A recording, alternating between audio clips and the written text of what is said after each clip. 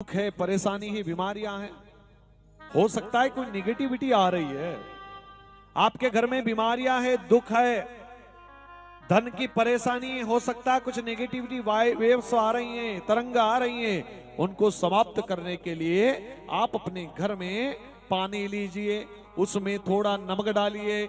नमक डाल करके यदि आप अपने घर में घर का पोंछा लगाओगे तो जितनी भी नेगेटिव वेव्स है सारी समाप्त हो जाती है। ऐसा करना प्रारंभ कर दीजिए, आपके जीवन में कल्याण होना प्रारंभ हो जाएगा। ध्यान पूर्वक कथा को सुनना, एक एक चीजें आप कर लेता है और शिव पुराण में यह बात सुन लेता है कि जिसकी दुकान और व्यापार अच्छे से नहीं चलता है वो थोड़ी पीली राई ले। क्या ले? पीली राई। और अमास और पूर्णिमा को अपनी दुकान में और अपने दुकान के बाहर थोड़ा थोड़ा फेंक दे। फिर भी अगर उससे तुम्हें लाभ नहीं मिल रहा है तो अमास या पूर्णिमा पे महीने में एक बार एक छोटा सा हवन दुकान में या घर में करा करिए, जिससे जितने भी हमारे असुर असुर असुर समझते हैं ना, राक्षस, भूत डाकन चुड़ैल, किसी की नजर लग जाए। पहले बहुत व्यापार अच्छा चलता था लेकिन अब धीरे धीरे व्यापार कम होने लगा, दुकान चलती नहीं है तो नजर लग जाती है। तो नजर को हटाने के लिए हमें राई, जो पीली सरसों है, पीली राई है, उसका यूज करना चाहिए, उपयोग करना चाहिए। और प्रत्येक अमास पूर्णिमा को नींबू मिर्ची का महत्व भी बताया गया है। यदि दुकान नहीं चलती, व्यापार नहीं चलता तो नींबू मिर्ची आप लगाई करिए, उससे नजर वाली कोई नहीं। लेकिन जहां नींबू मिर्ची दुकान के बाहर बंधा रहता है तो दरिद्रता आती है तो नींबू मिर्ची खा के चली जाती है, क्योंकि लक्ष्मी जी को तो मिठाई पसंद है और दरिद्रता को तीखा पसंद है। तो दरिद्रता बाहर के बाहर भोग लगा करके चली जाती है। इसलिए आज के बाद फिर तुम्हारे घर में कभी दरिद्रता अंदर नहीं आएगी, क्योंकि नींबू मिर्ची हम किचन में रखते हैं। अगर द्वार पे नहीं मिलेंगे तो किचन में आएगी, और किचन में आएगी, दरिद्रता आई किचन में तो गरीबी लेके आएगी। और आपको गरीबी से बचना है, दुख से बचना है, दरिद्रता से बचना है तो आप अपने द्वार पर नींबू मिर्ची अमास पूर्णिमा पर लटकाया करिए, थोड़ा सा रख दिया करिए, जिससे दरिद्रता आएगी तो हमेशा के लिए वो आपसे दूर चली जाएगी। और एक बात और बताऊं, अगर आपको घर में सुख चाहिए, समृद्धि चाहिए, शांति चाहिए, लक्ष्मी चाहिए, तो कभी भी आपके रसोई घर में, कभी भी किचन में मिठाई कम नहीं होना चाहिए। चाहे 100 ग्राम मिठाई घर में हो, लेकिन घर में हमेशा मिठाई होना चाहिए।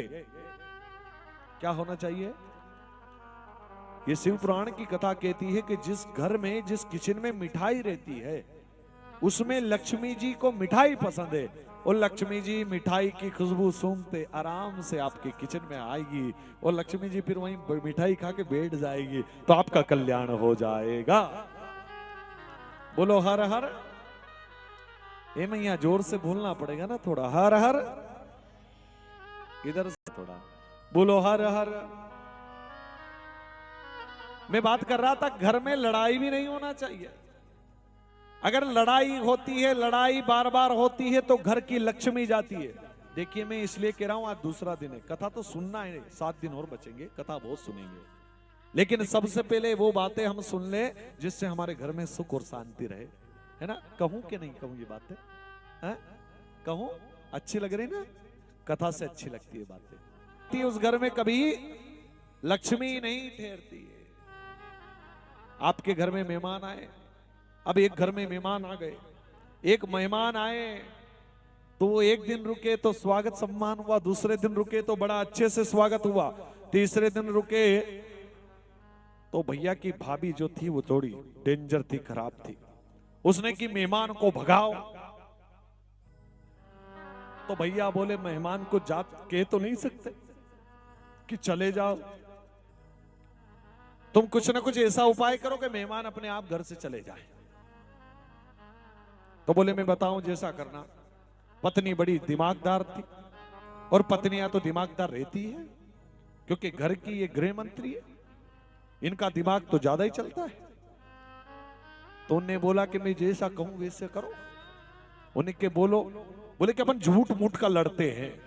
काय का? ए मैया, काय का लड़ते हैं? झूठ मूठ का लड़ते हैं। तुम बोलने लगना, चिल्लाने लगना जोर जोर से। हाँ, तो पति ने कहा ठीक है, मैं भी चिल्लाऊंगा, उधर से तू ज्यादा चिल्लाना।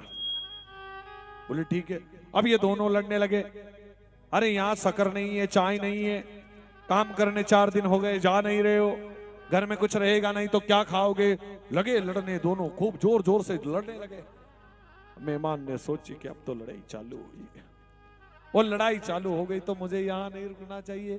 मेहमान ने अपना बैग बिस्तर वो जमाया, बैग बिस्तर जमाया, बैग जमाया, बैग में कपड़े जमाए, एक कंबल था वो उठाया, और उसने सोचा चला जाए। अब मेहमान जैसे ही गए, मेहमान को जाते हुए दोनों पति पत्नी ने देख लिया कि मेहमान घर से चले गए। चलो अब तो आनंद आ गया। फिर दोनों पति पत्नी बात करने लगे। देख क्या स्कीम लगाई मैंने। पत्नी ने बोला देखो कितनी अच्छी स्कीम लगाई मैंने कि एक ही में मेहमान चले गए, दोनों ही प्रेम से बात करने लगे, दोनों ही हंसने लगे। मेहमान दीवार के पीछे ही खड़े थे, थोड़ी देर में वापस आ गए।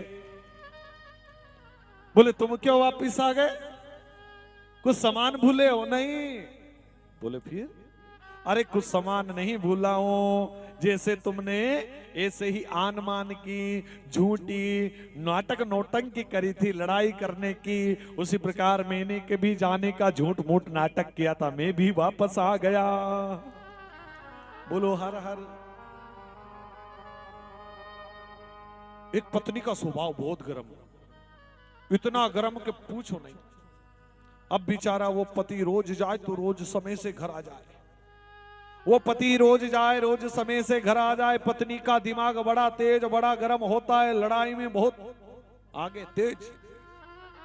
अब वो पति डर के मारी रोज शाम को 6 बजे घर आ जाए। अब एक दिन कहीं उसके मित्र यार मिल गए, दोस्त मिल गए, और जैसे ही दोस्त मिले, मित्र मिले, तो मित्रों के साथ बैठ गया, थोड़ी बातचीत।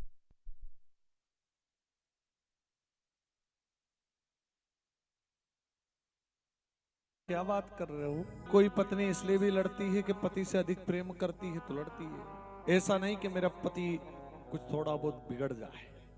हर पत्नियां चाहती है कि मेरा पति अच्छे मार्ग पर चले, और पत्नियां चाहे तो पति को सुधार सकती है, और पत्नियां चाहे तो पति को बिगाड़ सकती है। सारा रिमोट कंट्रोल किनके हाथ में है? पति तो बेचारे टीवी की भांति है और तुम रिमोट हो। अब वो पत्नी इतना प्रेम करती थी कि एक दिन में अगर ये लेट हो जाए तो लड़ने लगे।